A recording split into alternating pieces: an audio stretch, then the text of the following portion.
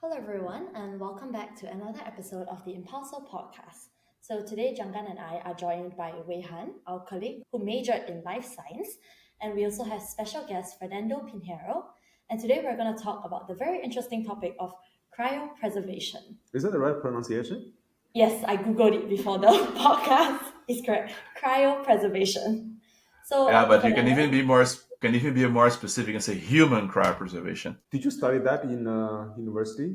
No, I didn't, but I've heard of the concept of freezing cells, organs in really cold temperatures. So, human cryopreservation sounds very More, intriguing. more complicated, right? Yes, very. Yeah. So Fernando has been a friend for 10 years, and we used to build companies together. So we'll talk about that later. But I'm going to call you Pinheiro. This is easier for me. Sure. But I think yesterday I was asking the team, right? I mean, like asking everyone, do you want to live forever? And everybody, including the two ladies who are here, said no chance. only Janggan said yes, actually. Yeah. So obviously, I think I'm not sure whether there's a generational gap or something, but I think everybody in the office seems happy to die. No, seems okay with the concept of dying. So now you are working on this thing, which is about tomorrow, which is about, I mean, I don't know, bring the dead back alive or something like that. So can you explain what? Not really. I can explain. So first of all, guys, thank you very much. I'm very happy to be here. So as Nika said, my name is Fernando. I'm from Brazil. I'm a civil engineer by training. I have been working with tech for a bit more than a decade. I started working for Rocket Internet in Brazil. That's how I met Jangan. And then I moved to Africa to manage the operations of one of the tech companies there in the continent. Later on, launched my own startup in Cape Town, South Africa. Worked there for a few more years and sold the company. I came back to Brazil to try to figure out what to do next. And then I was working with consulting. I was traveling. I was helping some other companies. And then I started, and I randomly met my current co-founder. He's a German doctor by training, but he also had tech background. So he had other two health tech startups. And we were talking about deep tech and some other cool, interesting projects. And I realized that I didn't really want to work with another e-commerce, another marketplace, another app. I really wanted to work something that it's basically impossible to do in emerging markets. And it's mostly like Europe, China, or United States. And then I was fascinated about the role of human cryopreservation, and especially like longevity, like how can you impact humankind for real, right?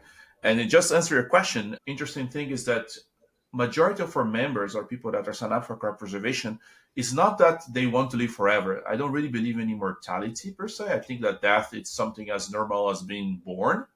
But if you can extend your life, like why not? Right? If you have the option to, like live for much longer than you currently can, why would you not do that? And funny enough, I don't think it just answering Jangan comment about a generational gap. I don't think that's necessarily a generational gap. I think it is more related to, it's a difference between, that's my personal opinion, how it can be a bit controversial, but just because of the facts that we have, 80% of our members are men.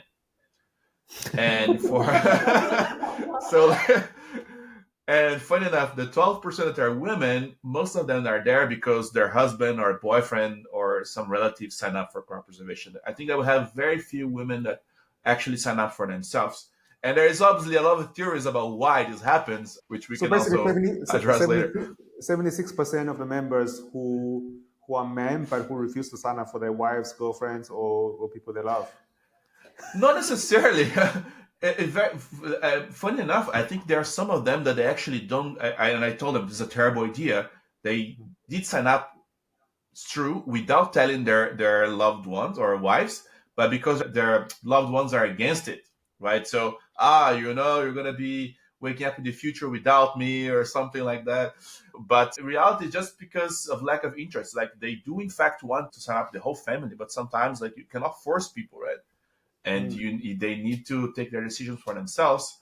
And tomorrow we believe in something that's called informed consent, right? So there's a lot of ifs, right? And especially with the current technology that exists today, meaning that we don't know if it is ever going to work, right? When we are very transparent about that, especially with the technology that exists today. But it doesn't mean that's not going to work in the future, or The biostasis technology of the future is not going to be good enough that you can literally put someone to cryosleep indefinitely and reanimate this individual safely in the future. That's basically what we are aiming for.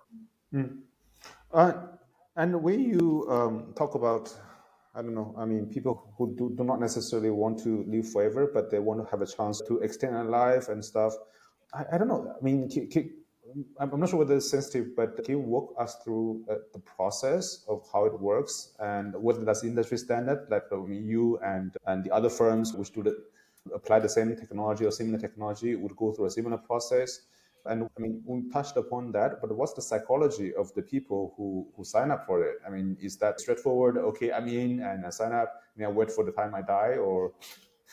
This is a good question. I always like to answer, because the thing about cryopreservation, it's a type of life decision, right? It's not an impulsive purchase. So people spend a lot of time thinking about it. And I always like to answer, what is cryopreservation, right? And for you, in order to understand the psychology of people, I always like to use this metaphor. Think about for a second that you're on an airplane, right? And then the captain of this airplane goes on mic and says, "Dear passengers, unfortunately, this plane is about to crash. And there is nothing I can do about it. But luckily, there are some experimental parachutes on board, and there is enough for everyone." And then the captain offers the passengers a choice. It says, "Raise your hands if you want a parachute, but there's a catch. The parachutes have never been tested, and I have no idea what you're going to find in the ground in case the parachute works. If you want it, raise your hands. If not, just remain seated. This all is going to end soon." So the real question here is that what would you do in situation? I'm actually asking you, John, like, what would you do in situation? Would you remain seated and crash, or would you jump? For the girls as well. I don't know. I mean, I'll stay in the plane till it crash out. I think it would be a faster death. Yeah, I don't think I have the courage to jump out of the plane. And you have the courage to remain seated and crash. That's also fine. What would you do, John? forest, right? Yeah. The majority of the people that I spoke about it, obviously this is a metaphor, right? But the majority of the people that I spoke about it, they would jump, right? They would take their chances, right? And just because I don't know, personally, I love living, right? So I'm not gonna. But also this issue, right? Because we say that imagine you are in a situation, but you are not in that kind of situation. I mean, when I am thinking about this now as a healthy person who still has I don't know, a lovely family, a lovely team, and something interesting to do, versus if one day I'm in this situation where I need to make a decision, otherwise life is going to end tomorrow. I think probably feels very different. No, absolutely. But the point is that because we are talking about such a long time frames, right? So no one, I don't know, no one here in the school is expecting to die in the next 50 years, but still can happen, right? And even though, like, you can just say that your life and like, or we can be more specific, like aging, it's basically that plane. It's going to crash. It maybe not be tomorrow, maybe be 50, 60 years from now, hopefully, but still going to crash. So the aspect here that we were trying to say is that if you could extend your life for longer, why would you not do that? Right? I'm not advocating that, I don't know, like people, this is for everyone. I'm saying that I believe that there are lots of people out there that really want to live longer. And personally, if there was a pill tomorrow that says, hey, take this pill and you're going to live a younger, healthy body for 200 years, hell yeah, I would totally do it, right? So majority of our people that sign up for it, just to answer your question as well, Duncan, is that they are super optimistic about life, right? And they're optimistic about the future. Just to give a bit some stats, so the average age of our members is around 36 years old. So everyone's pretty much young, fairly young, right? So as I said, like, they're not expecting to die in the next 5 decades, and they still sign up for it because they believe this is an interesting project. They're really interested in the future in general, so they're optimistic that life is going to be better. And if you think about it, statistically speaking, not statistically, let's think about some other metrics. Human index development, for instance. Right now, we are living in the best time to be alive as a human, right? There was no other time in human history that all the development index were better than right now. And so there is absolutely no reason to believe that the future is going to be worse, right? And there are so many people that think that somehow they may gonna be waking up in some cyberpunk dystopian future, when in reality it's not true. It's like most probabilities that it's going to be much better than it is right now. So that's why they bet like that, right? So they're interested in, I want to see the space. I want to have the opportunity to see humans living in Mars. And a lot of things that they're talking about so far away in the future that no one knows for sure how long it's going to take. So that's why they're making this bet, right? If you can support this project and improve this technology to the point where when they need it, it's so good enough that it can actually pause my death, why not? And actually, it's an interesting thing. Death is not a moment. Death is a process, right? Anyone who works in biosciences understand that, right? It's not like because, for instance, if you have a heart attack and you fall on the streets, 50 years ago, people say that you are dead, but because they didn't know CPR, right? Mm. So you weren't really dead. So that's the point. You were doomed by the current technology of the time, but you're not really dead. So that's basically one of the aspects here is that if you manage to cryopreserve your brain and your body and all your mental structures, right? Assuming that no matter what your system of beliefs is, we are all organic machines. So as long as you can fix what's broken, in theory, you can run indefinitely. It doesn't mean that you are immortal. Like you still can die out of something else, right? But Yeah. in theory, like as long as you can be fixing yourself, you can still operating indefinitely. I think also I remember when I was watching this musical Hamilton, Alexander Hamilton, and of course it's based on one of the founding fathers of the United States. And I Mm-hmm. remember in the musical there was this scene saying that he constantly felt that he was running out of time. He was running out of time because he had so many things to do. Do you have like other members, clients who have this kind of feeling? So maybe not exactly optimistic about the future, but they just feel that okay, their life is a mission. There's so many things they want to do, and they want more time to do it. Absolutely. Another stat here, I think around 35 or 36% of our members, they are working tech. So they are like software engineers or they're tech entrepreneurs or they work in technology in general, right? So Mm. it's not only about that they are optimistic about life, but there's so much stuff that they would like to do or see and feel and experiment, and just there isn't enough time. Or when you finally have the time, you're just too old to really enjoy all these things that you could potentially do, right? So Mm. that's basically the mission. And all these people, they do have these views. Like, if I could live much longer, I could have a much, much stronger impact in the world. And funny enough, this is not only about people that are necessarily, let's say, agnostic or atheist. We have a member that she is very, very religious. She's Catholic, and she has this view that if in case I die, and this is obviously it's on a Catholic view, and I go to heaven, and then you guys for some reason manage to reanimate me, and I go back to life. This means that it's God's will that I'm back to life. So therefore, I still have more time to do God's work on this planet. So everyone is pretty much mission driven, right? And that's basically why it aligns with what we do as well. So we are pretty much a mission driven organization, and that's why our investors, they all understand that no one is pushing us to, there's no like, oh, we need to sell the company 5 years to pay back LPs and venture capital world.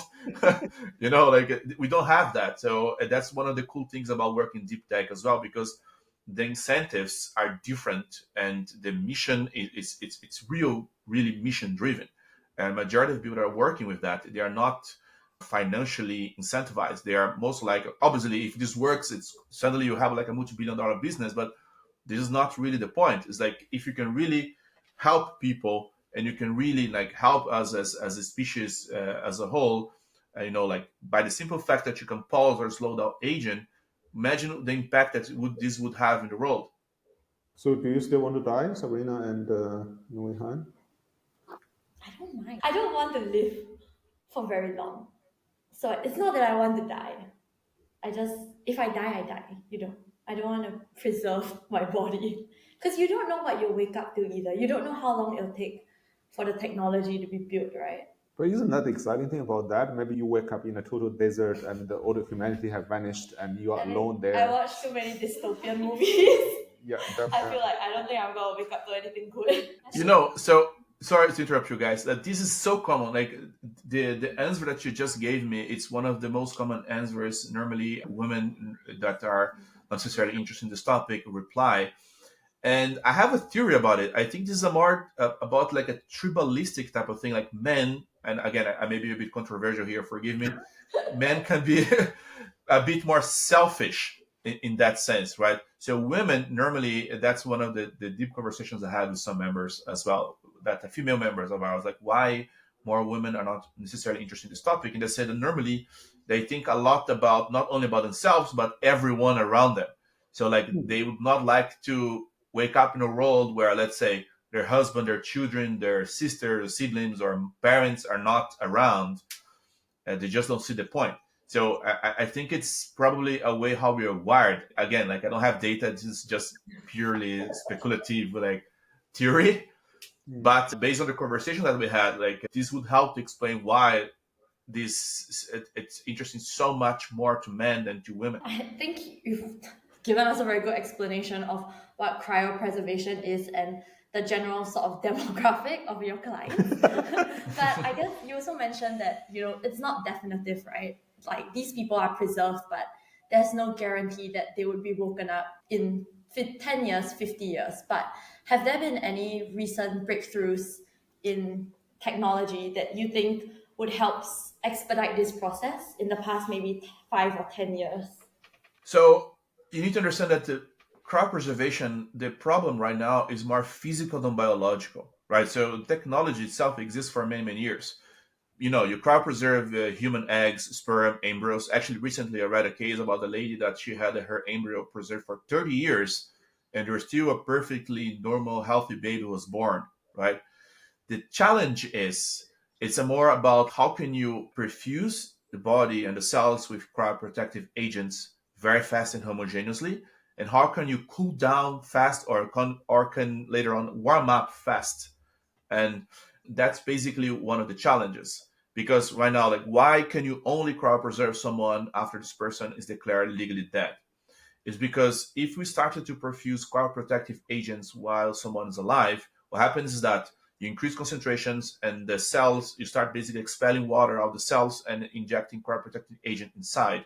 And the purpose of it is that once you reduce the body to cryogenic temperatures, you stop and prevent ice formation inside the cell. So ice obviously have sharp crystals and they basically make a lot of holes. So everyone, if you already froze a tomato, it gets super mushy afterwards, basically because it exploded all the cells, right? And the cryoprotective agents prevent that. But cryoprotective agents, at least the ones that exist today, they're very toxic in the sense that the cell starts to metabolize that and then produce toxicity inside the cell and the cell dies. So if you try to cryopreserve, as you try to perfuse someone with cryoprotective agents today, you literally kill this person, right? So that's why you cannot do that. Another issue as well is that our body is formed by different organs and tissues, right? And these tissues are formed by different cells. And each one of those cells or those different tissues, they cool down and they warm up at different rates. Meaning that if I wanted to cryopreserve someone, I need to be able to control that the temperature gradient homogeneously, right? This just doesn't exist. And if you try to do that, what happens is if you try to cool down too fast, you create a thermal stress. So you start fracturing cells inside because the organs are expanding, contracting at different rates. You don't want to do that. It's doable with, let's say, embryos or human eggs or sperm because it's just one cell, right? You go there, boom, inject it, and cool down super fast, and it's over, right? It's very, very difficult to do it with more complex organisms. So there are some cool, interesting projects. I'm going to talk about just one that happened last year in the United States, University of Minnesota. Actually, this will be one of the collateral, interesting, positive outcomes of developing biospace technology is to work with organ preservations, right? So right now, one of the biggest challenges of organs transplantation is that you have like a couple of hours to find a recipient. And most of the time, majority of the organs goes to waste because they just don't find enough. They don't have enough time to find someone compatible for that particular organ, right? And these scientists in the University of Minnesota, they did an experiment where they extracted the kidneys of rats and they injected cryoprotective agents in these kidneys, but with a difference that they also had some iron particles on it. And they basically remove it, perfuse it, and cool down super fast, and then kept it preserved for 100 days, right? Then they rewarmed it using induction. That's why the iron particles there, so they could control the gradient of temperature to avoid thermal stress in the organ, transplanted it back to the rat, and they had an amazing 100% survival rate. So this was a really great breakthrough. It means that in theory you could do that with scale, right? With like a much larger organ as well, including human ones. And this would be something significantly important for, let's say, organ cryopreservation. You could vitrify an organ, and when you find someone compatible, let's say there's a donor, I don't know, in Brazil, and there is someone compatible in Finland, right? Then you would have enough time to transport that organ there and revive that organ there without damage, and still the person could receive that organ in really, really good shape, right? So that's one of the interesting good outcomes of this type of research. And basically, that's the direction we want to go. Just to give an idea, we recently, in partnership with other people interested in cryopreservation and also in the blockchain space, we formed a DAO that's called CryoDAO. And we are using this DAO literally to fund pure science research. So stuff that normally would not receive money. So it goes to universities, just let's say, hey, you have some cryobiology interesting project here that would solve one of these problems that we have actually mapped how reanimation would work. And then the DAO funds the project. And this is actually, we currently have two projects funded. One of the projects is viscosity of cryoprotective agents as well that could help, perfuse faster, etc. There are some people working in the problem of rewarming. So you could use basically a chamber with ultrasounds and rewarm it. Like you can control like exactly what's the temperature you want to go inside the body. So there's a lot of really cool projects going on. And there recently in the United States, there are some other two biotech companies that were founded they are working, but these more pure science type of things. They're working in biostasis as well. Like how can you, cryopreserve a complex tissue and reanimate it safely in the future? So there's really some cool things happening.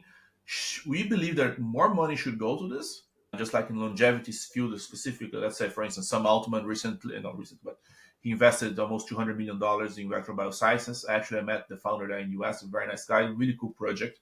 Jeff Bezos as well. So all these like Google as well investing in some other longevity project there in Bay Area. So there is a lot of money going to longevity, but there's a multiple aspects of longevity as well. That's why cryopreservation and biostasis, we believe, is also the next frontier. And in fact, there are lots of people moving from longevity to biostasis. And that's why we also position ourselves a bit more like a pioneers, because we're really trying to push this project forward. And before us, nothing really had happened in the last 20 years before starting tomorrow, right? And our organizations that already exist, they are not companies. They are non-profit organizations. The most famous ones that are in the US, and they have been operating for 50 years, right? But because they're non-profits, they don't have capital to invest in marketing or to educate the market. And this is something that we are doing. We also have a facility in Switzerland, but it's separate from us. It's a separate entity. It's a foundation as well. It's European Biostasis Foundation. And we use the facility there, a separate funding board, etc. This is the place where we preserve our patients, but also where we like to run our own research, where we have a lab set up there. And in this way, we separate, capital. So we have capital for research, pure research, and our investors, we go purely for marketing and, educating the market and making people that are already interested in the topic figure out that they can sign up now, at least here in Europe. I see we had nodding her head when we talk about technology is something that resonated with your university days. Maybe I don't know. I mean, some of your classmates or future juniors would be passionate about it. I have two specific questions actually about this. First is about the technology part, right? So you see that the technology is constantly evolving, but for people who are cryopreserved, I presume at least for the cooling down process, they have already gone through it. So, and there's no way to update that process, right? They have to live with whatever they have been through, right? That's the first question. And the second question, you mentioned about having a facility in Switzerland, and I presume that the different countries would have different regulations regarding this. I mean, how this is preserved, and so how this is allowed or not allowed, and how this, I don't know, patient, member, whatever, who are preserved should be treated. Are they humans? Are they corpses? What exactly are they? And the related question is that how do you deal with the sovereign risk, right? I mean, laws can change. I mean, I don't know, over 200 years or something. Let me answer the question that you said about sovereignty and the foundation and everything else first. I think it's important to say, why did we choose Switzerland, right? So first, because Switzerland is the most stable country in Europe, right? There haven't been any war there in the last 200 years, and they have very strict laws related to foundations there, meaning that foundations cannot suddenly change their mission, right? Meaning that, let's say in 50 years from now, the board at EBF decided, you know what, now we're not going to do cryopreservation anymore. We're going to study space cancer. I don't know, right? So they decided that they want to get rid of all the people cryopreserved there. They can't, right? So they just cannot. But that's the interesting thing. We have another organization. So we have three separate organizations. The other organization we call Patient Foundation. So basically it works like a trust. So one of the reasons why cryopreservation currently is so expensive is because, let's say, for instance, if someone wants to cryopreserve themselves today, it costs 200,000 euros. But from those 200,000 euros, 120,000 euros goes to this trust. And what this trust does is that it invests this 120,000 euros in lower risk assets, let's say US American bonds, etc., that yields inflation Switzerland plus 1 or 2%. So this is enough income to keep the patients preserved indefinitely, right? This is a question that you guys didn't ask, like, how can I make sure that I'm going to be preserved for very, very long? So that's the purpose of that other foundation, is to finance EBF, right? So making sure that the patients there are maintained. And all the trustees of this foundation, there are people sign up for cryopreservation for many, many years. So everyone's aligned. So it's a self-perpetuating board. And there's a lot of strong criteria of how can you become a board there. And everyone signed up to be cryopreserved as well in Switzerland. So there's a very, very long term alignment there, right? And then, as you said, like, let's assume that then in 200 years from now, the technology still doesn't exist and it becomes illegal in Switzerland for whatever reason to keep patients there. So that's the purpose of that separate foundation, is to, okay, cool, we have the capital now to, in case something happens, move the people that are cryopreserved in Switzerland somewhere else, right? And then, yeah, that's basically what it does. It's like a system where we design this for maximum security and stability in the long term. But obviously, it's very difficult to predict everything that can absolutely happen in very, very long future. We try to just build the tools that hopefully, if technology doesn't get there, new people in charge, they would have the flexibility to take decisions in order to, making sure everyone is preserved safely and the people can still be preserved indefinitely there.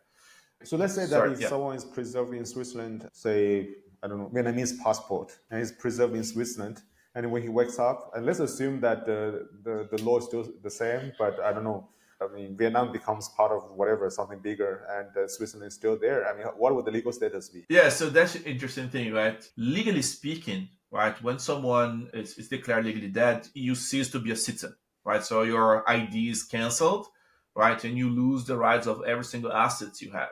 So I don't have an answer for that. Most likely, we're going to have to catch up with the law, right? When this becomes a possibility to reanimate someone. But this is not also something that didn't happen before, right? There are several cases of people, that they were declared dead, but they were not really dead. They were lost in sea or whatever. And then, they still had to bring these people back to life as a citizen in the country where this person was from, right? So this was done before, and I don't know exactly what would be the legal structure for this. But obviously, if suddenly someone that was declared dead and this person appeared alive and you prove that you are who you are, so there's always a way to, bring the idea of this person or making this person a citizen again, unless the government for some crazy reason refuses, but I find it very unlikely. But if this becomes common in the future, I'm pretty sure law will catch up as well, like regulation will catch up. So in that regard, you're optimistic? I'm super optimistic. Actually, this is a problem we also have to face because, for instance, majority of our members are not wealthy, but we do have a few members that are wealthy. And they also want to, transport part of their wealth in the future. And then they say, I'm going to create a foundation. There's always going to be someone in my family. And I said, the problem of these foundations is that, I had zero emotional connection with my great-grandfather. I never met them. So suddenly I have managing his foundation with all this money here. So why not use it? Your descendants not necessarily are going to be aligned with your interests. That's why we created this foundation as well. But still, some of them say, okay, cool, but I still want to bring part of my wealth in the future? How do we do that? So we're still trying to work on a solution for this, but the problem is that you always have some level of trust because there is no legal, there's no legal structure that says, hey, in case this person is being brought back to life, this foundation is obliged to return the assets that this person donated to this foundation. It just doesn't exist. So we're still going to have to catch up with regulation in the future for sure. But I'm not so concerned about that. I think that if this becomes a reality, it will catch up. Does everyone get the same service? Or if someone says that I'm super rich, 200,000 euros is nothing for me, I want to pay like 2 million euros and you give me a better service, would they get that? So currently, no. Because like right now, so the only biggest difference that we have is that some people can put a bit more money into their, let's say, term life insurance policy, and they can, in case of needed, we get a private medical jet just to fly faster, right? This is also some of the discussions that we are having as well, because we do have some investors from Singapore, and a couple of them ask, okay, cool, but like great, you guys are there in Europe, but how about me? I'm here, right? I'm here in Southeast Asia. So how do I do? So like right now, at this moment, there is nothing much you can do. But no, not true. We're always gonna pick up everyone, right? So no matter where you are in the world, we will always pick you up. The problem is quality, because like speed is very, very important, right? Because you're trying to avoid ischemia damage, you're trying to start perfusing the cells before they start dying. So that's why for quality of cryopreservation, speed is very, very important. But then if someone, for instance, said, okay, cool, I have all this, I want a dedicated team 24 hours here in my country, it's doable, right? So as I said, like one of the challenges for us is that we are trying to be super cash efficient, right? So those times of growth at any cost are over. And because our legal structure of tomorrow is also a bit different, right? We try to be super cash efficient. So I'm not going to expand like crazy and offer service worldwide where I know quality. Theory I could, but we know the quality is going to be bad. So that's why we don't do that, right? But obviously, with more money, this is possible. I just assemble a local team. We have like a 24/7 medvac jet available, and that's it. Like it's pretty much doable. Wow. I think that's a very, very heavy topic, right? There's a lot of what ifs and a lot of, I think lots of deep thinking, right? Yeah. And lots of deep human issues, which we don't usually talk about when we talk about e-commerce, for example.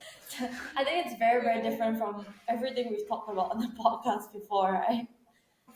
I know. So that's exactly the reason why I decided to join this project, because like deep tech, it's so like moonshot project that like some people need to work with it, right, in order to make this change to happen, right? So someone needs to be the pioneers in order to make a specifically emerging technology to push forward, right? You can talk about AI, or you can talk about any other about the biotech product, but someone needs to do it, right? And that's why I found it particularly so interesting. It's just because it's so unique, and we are basically building an industry from scratch in Europe. That's why it makes it so fascinating to talk about. Yeah, it's a very interesting topic, but maybe something that might be a little more relatable to our audience. So Fernando, you used to work at Rocket Internet with Jangan, right? Yes. And you also worked at Easy Taxi in both Brazil and Africa. And you also co-founded Casa, which was an online C2B marketplace for second-hand car markets in South Africa. So you've had a lot of experience in the tech scene, e-commerce, second-hand car market. You also worked at a fashion tech platform. So maybe you could share a little bit about your experiences back then versus what you're doing now. What are the differences? Oh, they're massive. So as I was mentioning to before, so Rocket is, for me, it was basically a second MBA, right? It was just a funny story. Like when I was interviewed at Rocket, basically I was interviewing at the same time for 4 or 5 different companies, and the first company that makes you an offer, and the other ones could not make an offer afterwards.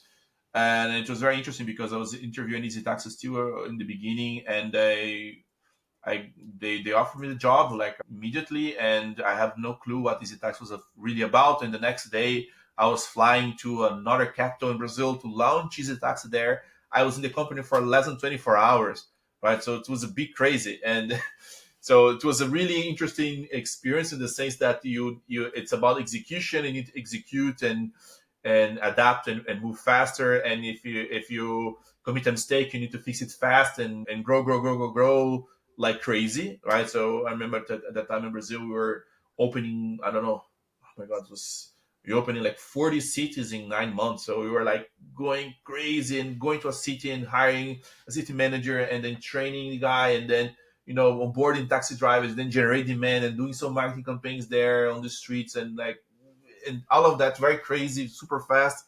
Then they move to another city, another market, right? So this is completely different, and then you need to grow, like grow. And sometimes I also believe that this pursuit of growth at any cost, we end up committing a lot of mistakes that were avoidable at Easy Taxi, in my opinion. And also, even on my previous startups as well at Carzar, we were working in this model where we're buying cars from private individuals and reselling to dealerships. But I like the model. I think it was very interesting, but I didn't have a car experience, right? So I didn't come from car background. And suddenly our investors said, no, you need to buy cars, buy cars, buy cars. And the first two cars we bought, that's the interesting thing about like the VCs of this period, right? The first two cars we bought, they were like a completely piece of crap. And I tried to sell those cars to dealers. The dealers are looking at me, are trying to scam me, right? So that's that's the problem when you're trying to grow too fast and suddenly you don't have time to understand your market, understand your customer. I think that this is probably changing now compared to the time where you need to execute at any cost and where you have no clue what you are doing. I think now it's because like everyone's is more aware of cost of capital. You need to, before deploy and start burning money like crazy, you need to understand exactly what you're going to do and increase your chances of success that way, right? And compared to deep tech is even a different world because obviously growth in terms of market, it's interesting and will be welcomed, but it's not necessarily, depending on the project, the main goal of it, right? So your goal is to make progress in some specific field that could pay off a lot, right? So investors that put money in deep, they know that is a bet, right? They're a much riskier bet than putting in, let's say, I don't know, I'm going to launch here a new accounting service for, I don't know, bakeries, right? So the difference there is that there is already a market, there's already a competitor. Let's assume that I wanted to launch another competitor for Temu or AliExpress in Southeast Asia, right? So I already know that I need to find suppliers in China, I need to deploy these products and I need to find distribution, I need to create marketing teams for local markets. And there's already people did this before, right? So you kind of copy what they're doing or trying to do better and try to position yourself differently. In our case, it's different because we are trying to do something that no one ever did before or failed to do.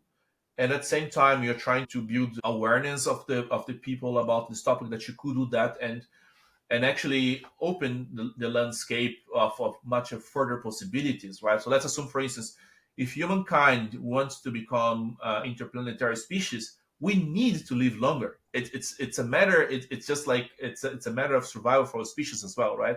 So you need to be able to live longer, right? So unless we figure out how to bend space and time, still to go from here to another planet, it takes I don't know how many, some places I don't know hundreds of light years, right? So it's a very very long distances, and you need to be able to survive to those trips, right? And that's why we believe that this project makes a lot of sense. And so in terms of main difference is that you went from this growth and then later on profit driven types of investments where you need to prove your business model because you need to go IPO or go big or go home fast because VCs, they operate in a way that they need to pay back their LPs after XYZ time, to a model where investors, they are all, that's one of the reasons why we also don't work with VCs, not necessarily because we don't want to, but because our legal structure doesn't allow them to invest, right? Because our company we already say to everyone to invest, we're not going to sell it, right? So we are very pretty much mission driven. And if obviously one day you do IPO and obviously you could have, like dividends out of profits, etc. But that's not the main purpose. Like, the main purpose is that how can we develop this technology further? And this is true for a majority of people that work with deep tech. The investors, normally they are angels or high net worth individuals or family office that they have very long term investment views. And they believe that, okay, cool, if this really works, amazing. It's going to have like a general impact in the world, or at least majority of the people that invest on us are members, or at least they are signed up for it, or investors are signed up for it. If they can, they are signed up. And because they really believe in it. It's like, okay, cool. I want a better future. I want a, like a plan B in case longevity technology doesn't catch up while I'm alive. And I want persistence technology to be better as well down the line. And I think I didn't answer your question, Jungan, related to people that are cryopreserved today or with previous technologies. So one of the things that we did as well, in partnership with other people that work in cryobiology, etc., is to map these problems, right? What it needs to be done to be able to reanimate people that were already cryopreserved with previous technologies. And this is actually one of the things that we're also working on, right? So not now, but like there are some other projects going on. This will never be one company. It's going to be a mutual action with different organizations, different individuals solving different problems, right? But it's happening. I think the most important thing is that the problems are mapped. It's a matter of, as we can, make it bigger and bring more awareness and bring more capital into this field, you can start to fund more projects that are going to be, solving these problems slowly in the future. I do remember back in the rocket internet days, and what investors or people, I don't know, hailing from Berlin, are always telling you that, okay, you should have done it yesterday. I mean, the timeline we heard the most was yesterday, and now you're doing something called tomorrow, which is obviously, I mean, I don't know, I mean, the average makes it today. But actually, one just small question. I mean, how many people actually cryopreserved today, or is that the state secret of Switzerland? Or actually, does the government actually know? No. It's not a secret at all. So in the world right now, there are around 300 people cryopreserved, like actually inside like cryogenic dewars. In Switzerland, right now we have 4 people and one Korean cat, one cat that came from Southeast Asia. Did the cat pay? Did someone pay for the cat or? You will be amazed how much people love their pets, my friend. I'm just curious. I mean, what's the price for a cat? Is the same price as human, or is it slightly different? No. It's all a matter of how much space it takes inside a dewar, right? Because in the end, the cost is more about how much liquid nitrogen is required to keep that animal preserved. So that's why it's just like it's different from preserve a Chihuahua than preserve, I don't know, like a Great Dane as a dog, for instance. Like the massive difference in that case. For cats or pets in general, we only do obviously if the person's a member. Okay. And of course, because like imagine you're gonna preserve your pet, but then what's the point? Like your animal's gonna wake up in the future, but like you are not there. So what's the purpose? The cat is gonna be so confused when it's away. Yeah, exactly. And this particular case, this person's a member of ours. He lives in Korea, but like he's European, but he's in Korea just for a few years, not like long term. So that's why we're okay with it. I think the cost depends, but in his case, I think it was around 20,000 euros or something. And he sent the pet to Switzerland from Korea. We explained to him what he had to do, and the vets there help him. They put the animal in the right way, dry ice, right packaging, and DHL flew the cat to Switzerland. And DHL or whatever the delivery company, DHL because it's just easier, but not trying to do any sponsoring. But I mean, it's interesting because for the cats, for the pets, I'm sure that if you open that up to non-members, I think there will be lots of demand. I think lots of people just do not want their pets to disappear forever, right? I mean, there's strong emotional attachment. We do. And also the cats don't make decisions for themselves. So you have cats, don't you? I have lots of cats. I have 5 cats. Would you do it? I don't know. I mean, I might call for a vote, depending on how much they meow. I mean, I will probably, yeah. Anyway. So sure, but the problem for us is that again, our goal is not to be like a pet cryopreservation provider. For us, this is actually one of the only reasons why we're doing this is because our members asked, right? So say, hey, I have pets, like I really want to preserve them as well. It's like, okay, cool. So we kind of open this exception, but that's the reason why we don't even promote it, right? Because we just say internally, say, hey, you can do it. It's just like it's not really part of our mission, pet cryopreservation. Actually, one of the persons that is core there on CryoDAO, like this DAO that I mentioned to you guys before, he has a startup for pet cryopreservation in Canada, and he's working on that space, right? But in our case, like we are down to do it if the person's a member, just because we believe that our members, people see their pets as their loved ones, right? So it's just almost like, to bring a relative. So we are happy to do it for a member, but we don't want to make it this like open product, because as I said, like, what's the point of you preserve your cat and then you don't want to be there if this cat is reanimated? So what's the point? Like, you don't know the future, what this cat is going to find. Then that's why we just don't do it, just because also it's too many distractions, right? I think even that topic we can discuss like forever, right? Because I mean, I don't know, it might be that you have a special attachment to a cat. It might be, I don't know. I mean, decision is so easy and it's just human, right? Yeah, It's- don't being take a me human. wrong. It's not that we don't want to do it because we hate animals, and it's just because we have limited resources, right? So like right now, if there's you have no idea the amount of stuff we could do. And the thing is that because we need to focus, like we try to restrict, even when sometimes could be interesting for us on a financial point of view. Okay, cool, there's a lot of people that want to preserve their pets and they will be down to pay a lot of money for it, but for us, as I said, it's a distraction in the end, because right now at this point, this does not really help us move forward towards our mission, right? But it doesn't mean that in the future we'll not be open to do it, and maybe this will make people consider that, okay, cool, I already crowd preserve my pet, so probably I should do this myself. But right now, it's something that, like, for us, it just doesn't make much of a sense. But maybe in the future. Interesting. Any comments, Weihan?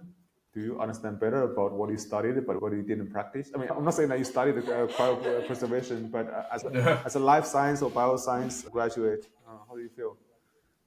I feel like I'm thinking more about exactly what's the science behind it. Like, how does technology or like the scientific field have to progress in order for all of this ambition, all of this mission to actually follow through and make people be able to, let's say, experience life in the future. So I think it's a very intriguing thought that it's running across my mind right now.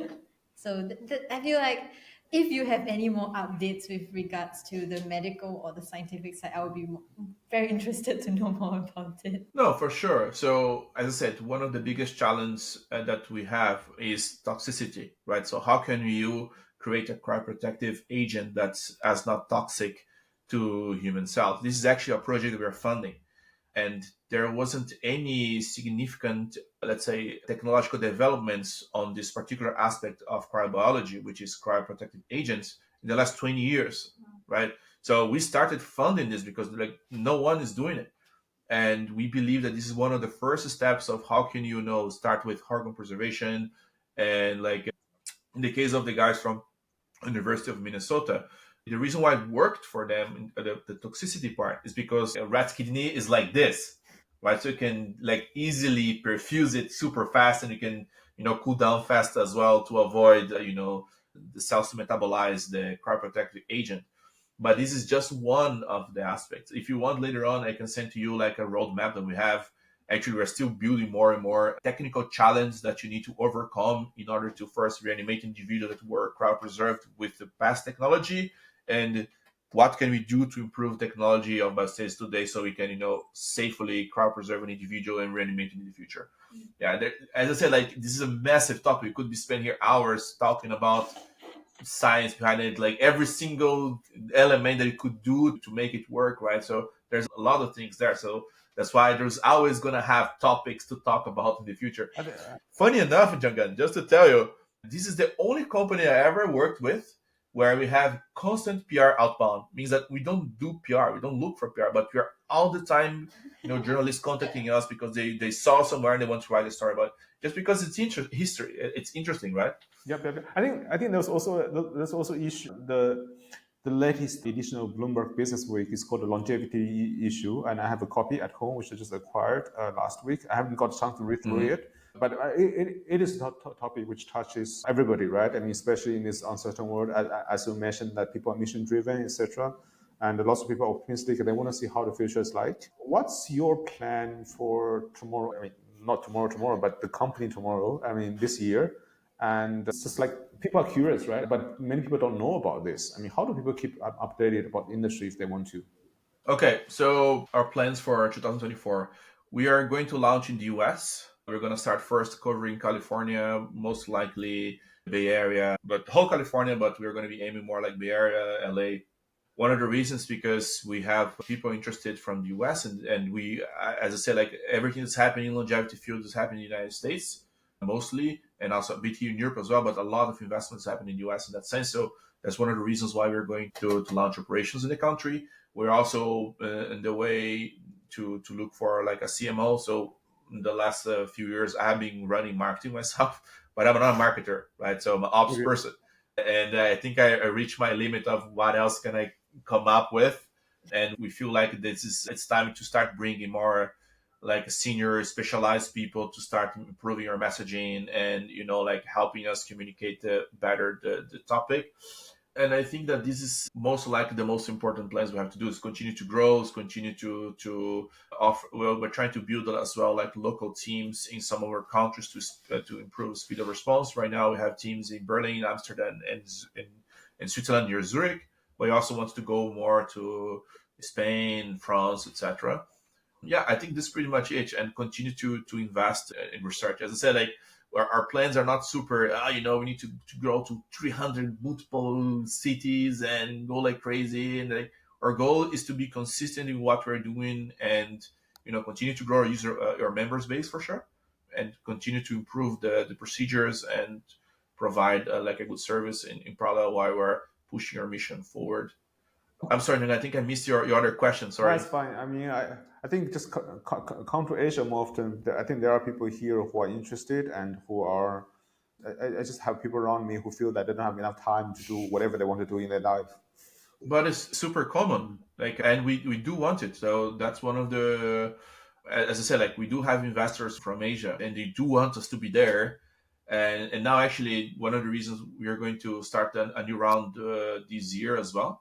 We're not going to be able to global expansion yet, but maybe if we have someone that say, you know what, I'm funding, I want you guys to be here, we go. Like it's only for us. It's a matter of being cash efficient and cash responsible, right? I'm not going to burn money to just start a new market where I'm barely able to, like operate in one specific market, right? So yes, if there is enough funding, we're super happy to do. We're super happy to talk to anyone interested in the topic that would like to know more. And yeah, sure, maybe I sign up your cats as well. Let's see over the course of this year whether we can do something to help you. Maybe Sabrina, you can organize an offline seminar with the tech billionaires here.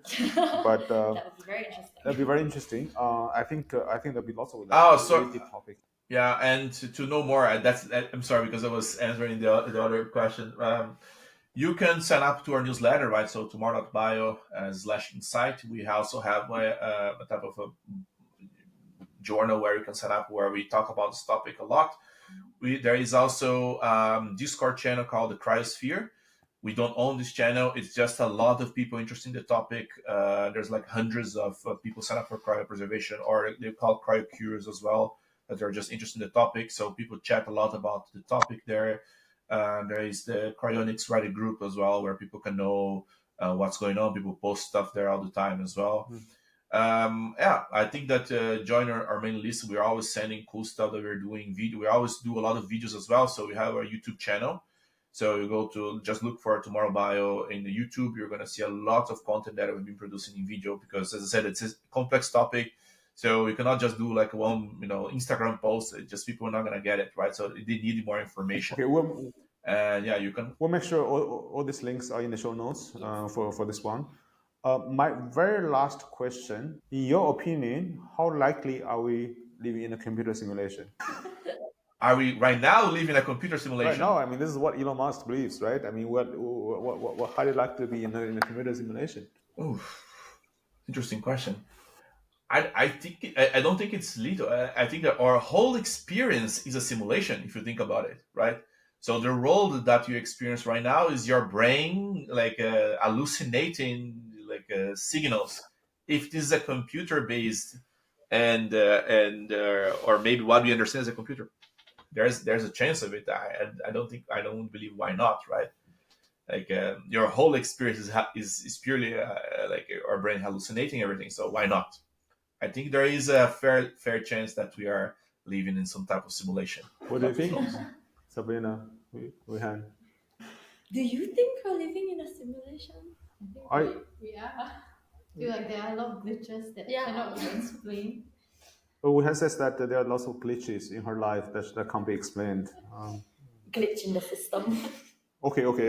I think we've gone a bit too far, but Yeah. but No, you have no. If you wanted to debate about the nature of consciousness, man, we're gonna be here I think that would be for another hours. Like we have this, episode. no. It's Okay, more we have like like I mean, a whole series by you go itself. you go to a monastery, you spend like a 1 month talking about it. I mean, with a group of people, and I think we'll still not be able to reach a conclusion. But we'll be speaking for an hour, and thank you very much for your time. Super fascinating. yeah, guys. Thank you so much. It was really cool to talk to you, and yeah, happy to be here again. Okay. So we hope Have a good day. you guys have enjoyed today's episode. So do like our podcast and follow us on Spotify, Apple Podcasts, or your preferred podcast platform in order to stay up to date on the latest happenings on trends in tech, new retail, and the broader digital economy. Thank you and bye bye.